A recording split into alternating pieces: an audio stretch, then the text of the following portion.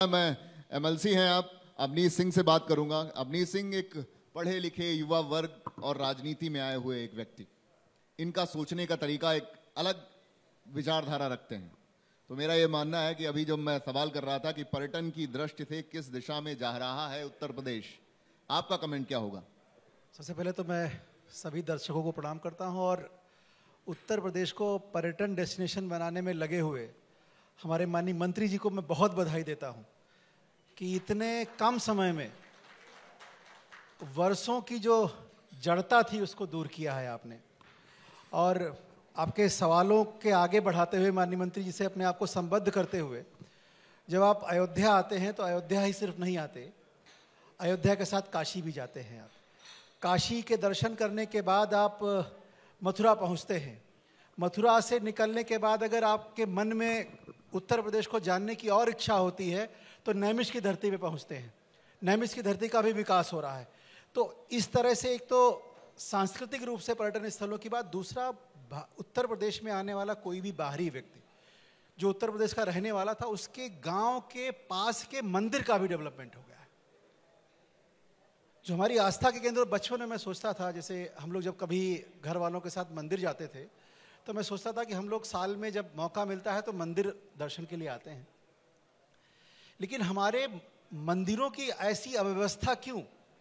ना वहाँ टॉयलेट्स होते थे, ना वहाँ पानी की व्यवस्था होती थी, ना वहाँ रुकने की व्यवस्था होती है, और तो और ना वहाँ जाने की सड़कें तक नहीं हुआ करती थी।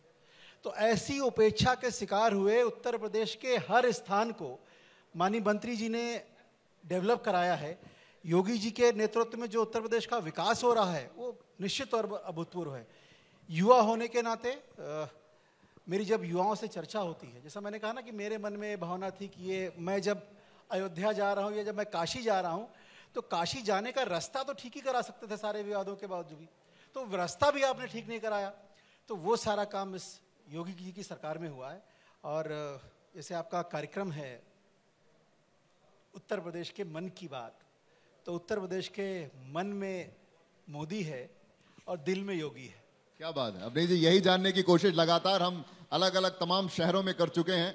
करीब ये 22वां कार्यक्रम 24वां कार्यक्रम है, टीम कंफर्म कर देगी, आई थिंक 24वां कार्यक्रम है ये। ठाकुर जयवीर सिंह जी, क्योंकि अहम हो जाता है, पर्यटन मंत्री हैं आप, एक नारा बड़े लंबे समय से चलता है कि अयोध्या तो झांकी है, मथुरा काशी बाकी है। तो आपने कहा विकास तो हो रहा है, लेकिन ये बाकी कहाँ है? क्या कमी रह जा रही है अभी इन दोनों जगह में जो लोग ये ऐसे नारे लगा रहे हैं? देखिए, मैं समझता हूं कि जिस प्रकार से सनातन संस्कृति का संरक्षण और संवर्धन का काम लगातार आदरणीय योगी जी और मोदी जी के नेतृत्व में देश में चल रहा है, और जिस तरीके से लोगों को आत्म स्वाभिमान की आज एहसास खुद को हो रहा है, निश्चित रूप से ऐसा विषय है जो लंबे समय तक भारतीय परंपरा, संस्कार, आदर्शों, जीवन मूल्यों को आगे बढ़ाने का काम कर रहा है। और आने वाले दिनों में निश्चित रूप से भारत, जब विश्वगुरु की हम बात करते हैं तो इन चीज़ों से ही विश्वगुरु बनने की ओर जा रहा है। और आने वाले समय में भारत हमारी स्वदेशीकरण के साथ, सनातन संस्कृति के साथ हर क्षेत्र में आर्थिक रूप से, सामाजिक रूप से, सामाजिक समरसता तो इसी से बनेगी। अन्यथा तो हमारा जितना भी समाज था वो कहीं न कहीं जातियों के आधार पर, उपजातियों के आधार पर वर्ग में भेदभाव करने का राजनीतिक प्रयास किए गए, उसका परिणाम कहीं न कहीं टूट फूट भी था। और जब हमारे सामाजिक टूट फूट होती है तो कहीं न कहीं राष्ट्रीय एकता, अखंडता, भाईचारे को क्षति पहुंचती है।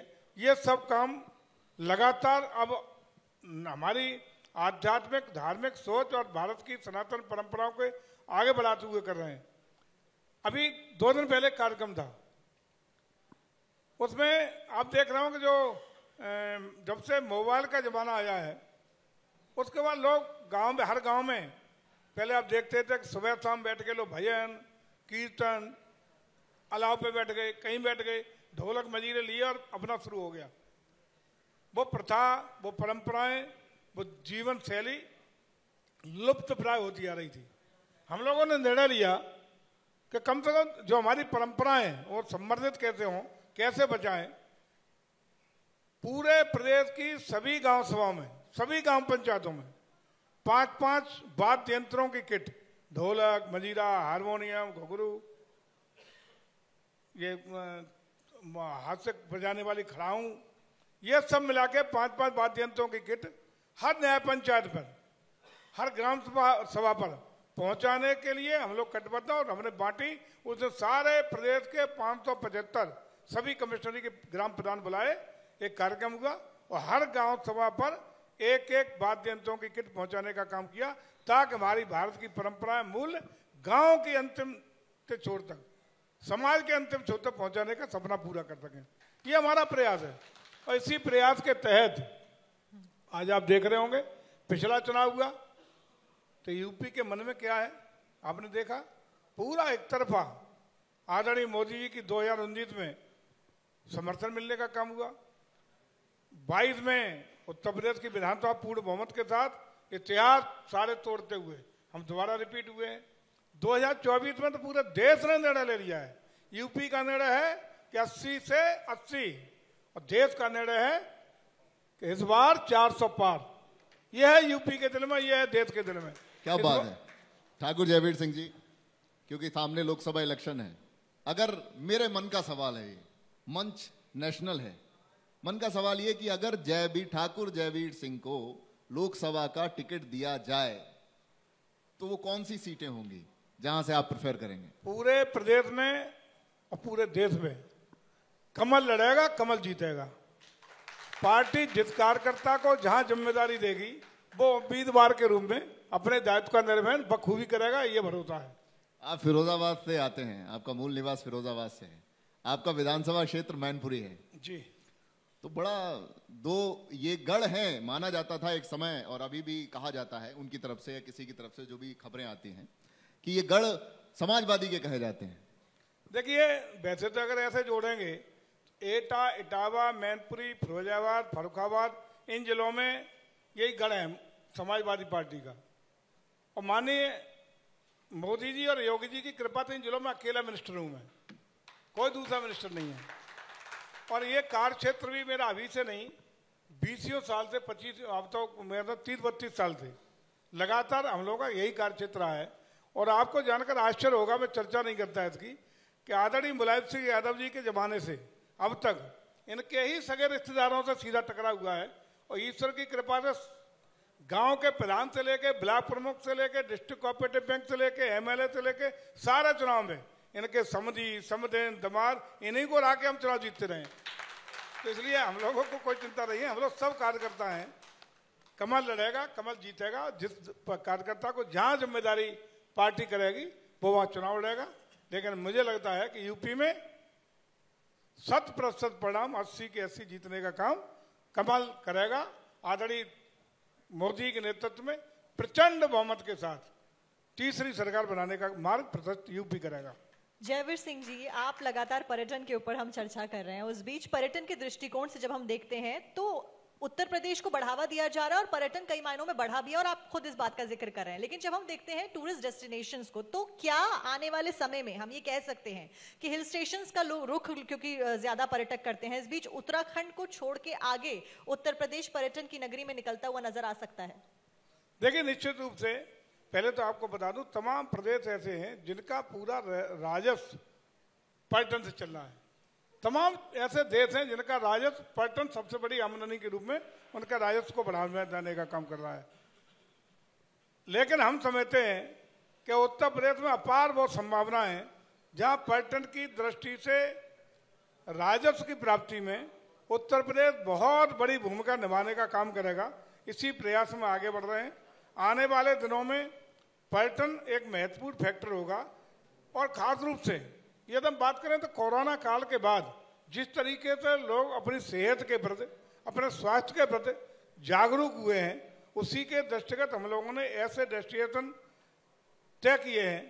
बल्कि उसके लिए एक नया सिस्टम डेवलप करने के लिए माननीय मुख्यमंत्री जी की अध्यक्षता में इको टूरिज्म बोर्ड का गठन किया है। जो इको टूरिज्म बोर्ड के मार्फत एक IAS अधिकारी भी हमने उसमें तैनात किया है, जो उन संभावनाओं को, जो प्राकृतिक सौंदर्य के बीच में स्वास्थ्य सेवाएं, वेलनेस सेंटर, हेल्थ टूरिज्म के लिए, वेलनेस टूरिज्म के लिए किस तरह हम लोग डेवलप कर सकते हैं। उत्तर प्रदेश को डेस्टिनेशन को चिन्हित करने का काम हो रहा है और उनको बेहतरीन डेवलप करने के लिए भी स्वास्थ्य विभाग, आयुष विभाग, हमारा परिवहन विभाग, वन विभाग, ये 7 विभागों को उसमें जोड़ा गया है, जिनको जोड़ करके ये बेहतरीन सुविधाएं दे करके हम लोग थेरेपी, आज जाते हैं लोग कर्नाटक में जाते हैं, बेंगलोर जाते हैं, वहाँ जाके थेरेपी कराते हैं, 10 दिन का कोर्स, 8 दिन का कोर्स, 15 दिन का कोर्स, वो यूपी में क्यों नहीं हो सकता। निश्चित रूप से हम आने वाले समय में बहुत जल्दी इन सारी चीज़ों को लोग पंचकर्म, सत्कर्म ये यूपी में होंगे और लोग अपने जीवन का एक आनंद प्रकृति के साथ जुड़ करके लेने का काम प्रकृति के साथ जुड़ेंगे, अपने जीव जंतुओं के साथ जुड़ेंगे और अपने आनंद में 1 हफ्ता 10 दिन अपने स्वास्थ्य लाभ लेने के लिए जाएंगे। ऐसे डेस्टिनेशन बहुत जल्दी आपके सामने होंगे और हम पुनः आपको कह रहे हैं कि यूपी को पर्यटन की दृष्टि से एक बेहतरीन डेस्टिनेशन जिसमें सबसे ज्यादा राजस्व की संभावना होंगी वो प्रदेश होगा जो बहुत बड़ा राजस्व यूपी के राजकोष में देने का काम करेगा। अवनीश जी, क्योंकि लगातार मैं आपका पॉइंट ऑफ व्यू जानने की कोशिश कर रहा हूं, क्योंकि युवा हैं और युवाओं में अच्छी पकड़ रखते हैं आप। जब 2024 में 80 सीटों की बात की जाती है, युवाओं का क्या मत है इंटरनली बताना आप, एज ए एमएलसी और बीजेपी नहीं, एज ए ह्यूमन बीइंग बताइएगा आप कि युवाओं का रुख किधर है इस बार 2024 को लेकर। देखिए, मैं जब भी बात करता हूं तो दिल से बात करता हूं, ये आप जानते हैं मेरे बारे में। युवाओं का जो मत था 2014 से पहले, देश में एक अजीब सी धारणा थी कि इस देश में अब कुछ नहीं हो सकता, हमको अगर कुछ करना है तो देश से बाहर जाना पड़ेगा। उस भावना से आज युवा बिल्कुल बाहर निकला है और उत्तर प्रदेश का युवा, मुझे लगता है, आप जब कल्पना करते हैं तो जब हम लोग चर्चा करते हैं कभी कभी तो ये चर्चा होती है कि गांव में मनरेगा के मजदूर नहीं मिल रहे।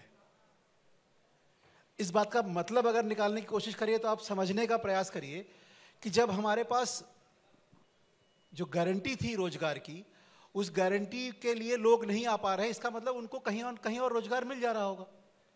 तो 230-32 रुपए की मजदूरी के बजाय उनको 300-350 रुपए की सामान्य लेबर को मजदूरी मिल रही है। तो वो स्थिति, और दूसरी स्थिति जब आप युवा को इस बात से बाहर निकाल लेते हैं कि नहीं मैं कुछ भी कर सकता हूं, तो प्रधानमंत्री जी और मुख्यमंत्री जी को जब युवा देखता है, आज हम जैसे युवा जब उनको देखते हैं तो प्रेरित हो जाते हैं कि अगर मैं 2 घंटे काम कर रहा हूं तो मैं 4 घंटे काम करूं, और मैं 4 घंटे काम कर रहा हूं तो मैं 8 घंटे काम करूं। और निश्चित तौर पर ये जो मुख्यमंत्री जी और प्रधानमंत्री जी ने युवाओं को मोटिवेशन दिया है, इससे देश का युवा जागरूक है। मुझे लगता है कि आप केवल और केवल नेताओं की बात मत करिए, एक सामान्य युवा के साथ बैठ के जब चर्चा करने का प्रयास करेंगे तो उसको रोजगार के अवसर भी मिलते हैं। कल प्रधानमंत्री जी ने नया पोर्टल शुरू किया है सूरज के नाम से। एक कितनी अच्छी सोच है उसके पीछे, आप अगर कल्पना करेंगे तो समझ पाएंगे कि आप बैंक में पहले अप्लाई करते थे लोन के लिए, छोटे से लोन के लिए, तो आपको 10 जगह चक्कर लगाने पड़ते थे। हो सकता है बैंक मैनेजर ही कहीं कुछ ना कुछ गड़बड़ कर देता आपके साथ, लेकिन वो नेशनल पोर्टल पे अप्लाई करने के बाद उसकी भी प्रतिबद्धता है कि उस पोर्टल पर जिसने लोन के लिए अप्लाई किया है उसका तय समय सीमा में उसको लोन दें। तो आपने लोन के लिए अप्लाई किया तो आपको चक्कर नहीं लगाने पड़ेंगे, आप लोन अप्लाई करिए और अपना रोजगार शुरू करिए। तो ऐसे विभिन्न तरीके के अवसर, लोगों का स्किल डेवलपमेंट करके मुझे लगता है युवा उत्साहित है। नरेंद्र मोदी जी फिर से प्रधानमंत्री बनेंगे, उसके बाद ये देश जो प्रधानमंत्री जी ने कल्पना करी है कि 2047 तक विकसित भारत होगा, तो ये भारत विकसित राष्ट्र के रूप में आपको दिखाई देगा। और जैसे ना कहते पूत के पांव पालने में ही दिख जाते हैं, तो आप उत्तर प्रदेश को देखिए ना, मैक्सिमम एक्सप्रेस वे वाला प्रदेश, मैक्सिमम एयरपोर्ट वाला प्रदेश। उत्तर प्रदेश की यूनिवर्सिटियां नैक में ए ग्रेड से एक्रेडिटेड मैक्सिमम यूनिवर्सिटियां उत्तर प्रदेश में। तो इस तरह के जब काम उत्तर प्रदेश में हो रहा है तो जो विकसित भारत की बात हो रही है, मैक्सिमम सीटों वाला प्रदेश, डेफिनेट सी बात है, हमारी मैक्सिमम आबादी वाला प्रदेश। तो जैसे हम जब मुख्यमंत्री जी ने मन में ये कल्पना करी ना कि हम अपनी जनसंख्या को एसेट के रूप में यूज करेंगे, लायबिलिटी के रूप में यूज नहीं करेंगे, तो उत्तर प्रदेश में अपनी जनसंख्या को एसेट के रूप में उपयोग कर रहा है, जिससे सारी कंपनियां उत्तर प्रदेश में दौड़ी चली आ रही। अब निवेश देखेंगे ना तो आंकड़े आपको, जो आंकड़े हैं सरकार के, ये आंकड़े जो निवेश के हैं, वो आपको समझ में नहीं आएगा कि यार ये यही वही उत्तर प्रदेश है जो 2017 से पहले हुआ करता था, जहां हम लोग ढूंढा करते थे कि एक आध कोई एमएनसी आ जाए जिसमें हम लोग नौकरी कर लें। तो अब एमएनसीओं की कतार दिखती है उत्तर प्रदेश में। तो ये बदला हुआ योगी जी का उत्तर प्रदेश है।